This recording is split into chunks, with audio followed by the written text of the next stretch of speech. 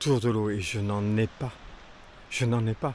En apercevoir autant au loin et autour de moi et ne pas avoir une seule goutte à boire.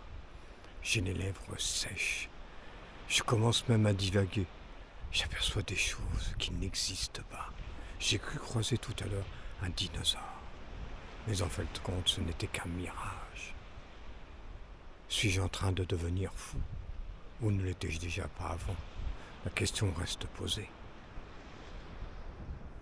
Je songe à un moyen de m'évader de cette île inhospitalière. J'aperçois du bois tout autour de moi. Tout n'est que bois et forêt en dehors de la mer. Mais je n'ai ni hache, ni même canif. Comment pourrais-je couper ces arbres?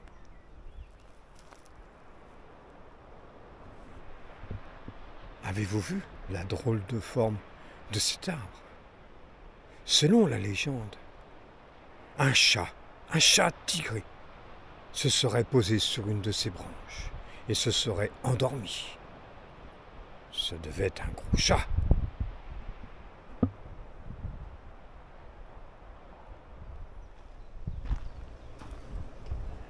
Un croisement.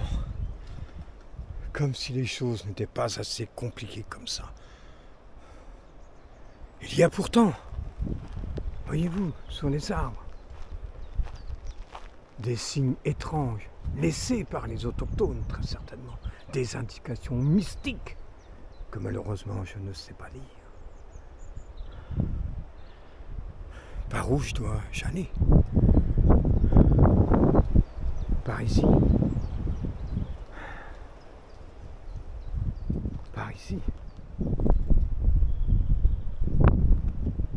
Par ici. Ou par ici. Suis-je bête? C'est de là que je viens.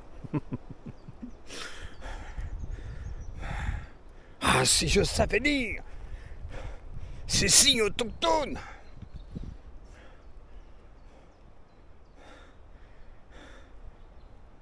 Tant pis. Je m'en vais par ici. Je viens d'être mordu par une vipérea. Oui, aïe, aïe, que ça fait mal par là. J'ai ouvert ma plaie avec la seule arme dont je dispose, un coupe-ongle. J'ai réussi à faire sortir le venin, mais s'il m'arrivait de succomber à mes blessures, à ce poison terrifiant, à vous mes enfants, je laisse mon bien le plus précieux, mon chat. Nourrissez-le comme il se doit, avec du gourmet. Rien d'autre que du gourmet. Et dites-lui à quel point je l'aimais. Ah, c'est pas possible, pas encore. De nouveau, ces signes étranges, ces signes que je n'arrive pas à déchiffrer. Si Georges-Édouard était avec moi, il le connaît, lui, le langage de ces signes. Il le connaît. Il saurait me guider.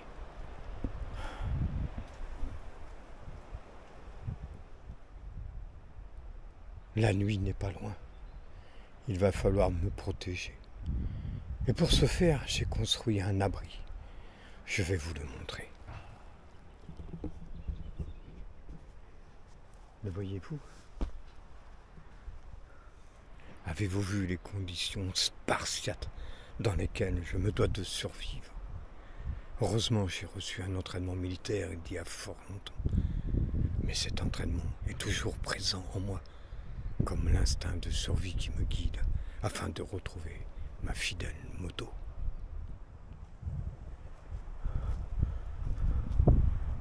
Avez-vous vu? Cette nature est tellement hostile qu'elle a mis devant moi un obstacle infranchissable. Il va me falloir faire demi-tour.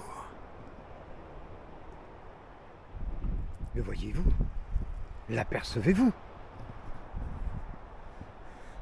Ce morceau de bois, j'ai bien failli me casser la gueule tout à l'heure en train de me filmer.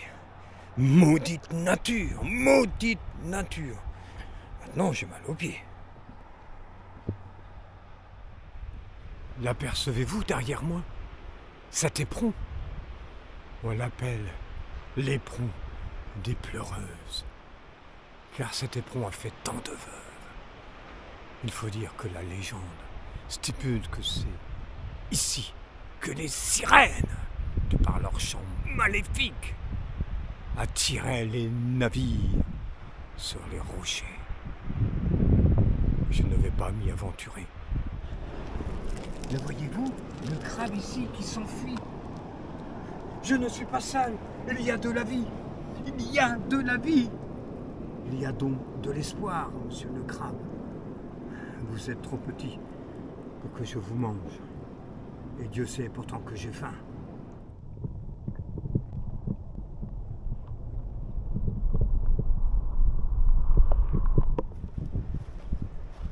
Mais celui-ci, il est toujours aussi inexpliqué. Vu que nous sommes dans une forêt, peut-être est-ce un signe druidique. Peut-être même, vu l'endroit dégagé où nous sommes, peut-être est un signe extraterrestre. Peut-être ici se pose-t-il avec leur soucoupe. Je reviendrai à la nuit tombée. Si ce mystère doit être éclairci, ce sera par moi. Encore une bifurcation.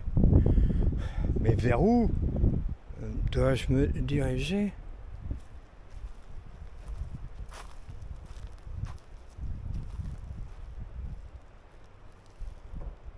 Ah bah ça c'est un signe que je comprends.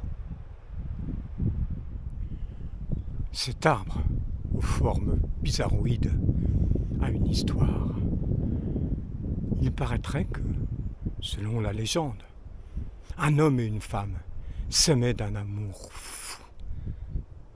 Ils eurent plusieurs enfants.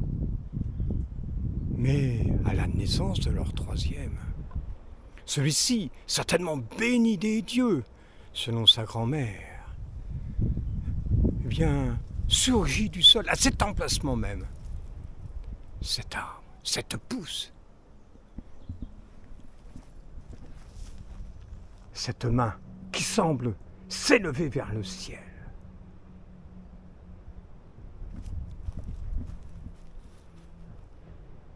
Est-ce une histoire? Est-ce la réalité? Qui suis-je pour pouvoir le juger?